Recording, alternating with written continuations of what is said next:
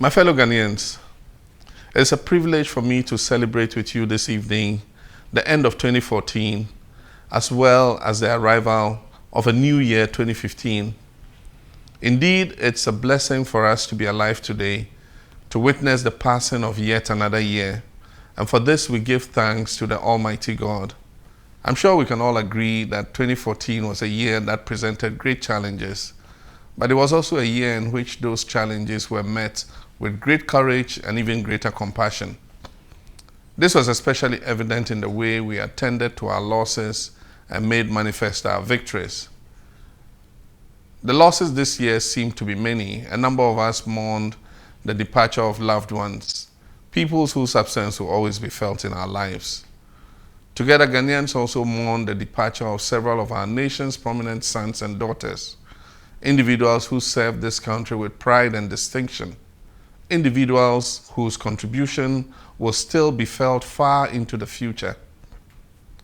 In 2014, we were reminded again and again of the value of human life.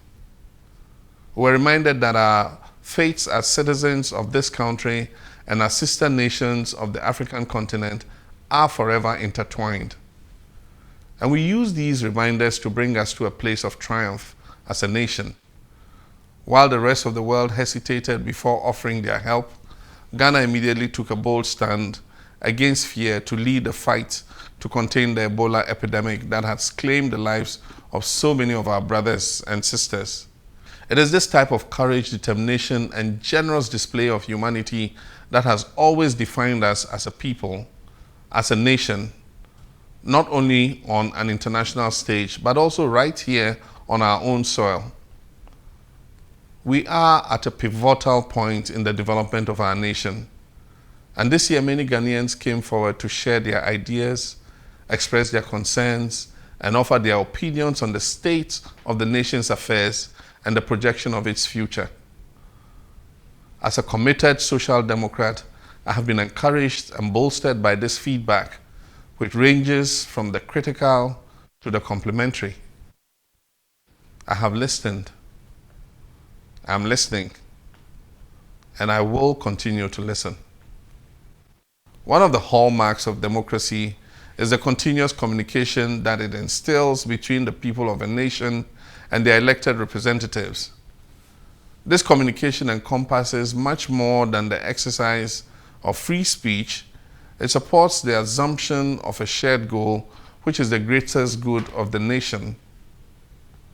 When I was elected president, I vowed to work in partnership with all the people of Ghana in order to meet that shared goal. To that end, I have relied and will continue to rely on this free flow of communication as we move forward on this journey of transformation. So beyond listening and beyond hearing, I want to also assure you, my fellow Ghanaians, that your feedback is also being incorporated into programs, policy, and planning of this government. We must not forget, however, that Ghana is a nation of millions, and that while we all share the goal of a peaceful and prosperous Ghana, we will not always agree on how we should meet that goal. But it is through the healthy exchange of ideas and information that we are often able to find or establish a common ground. So it's important that as we make our voices heard, we also respect the rights of others to have their voices heard as well.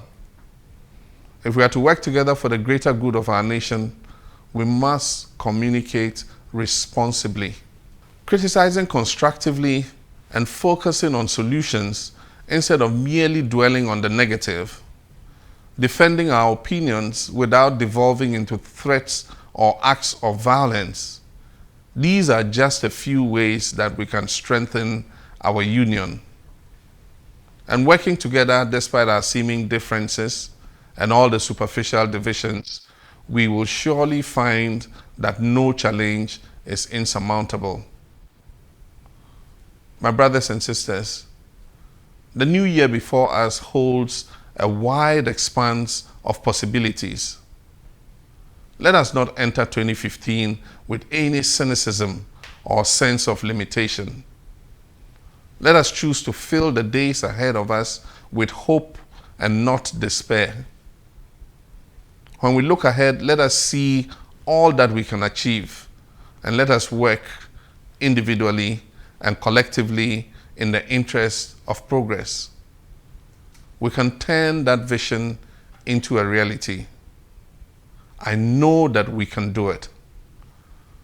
I implore you to please keep your celebrations safe, and I wish each of you a happy and transformative new year.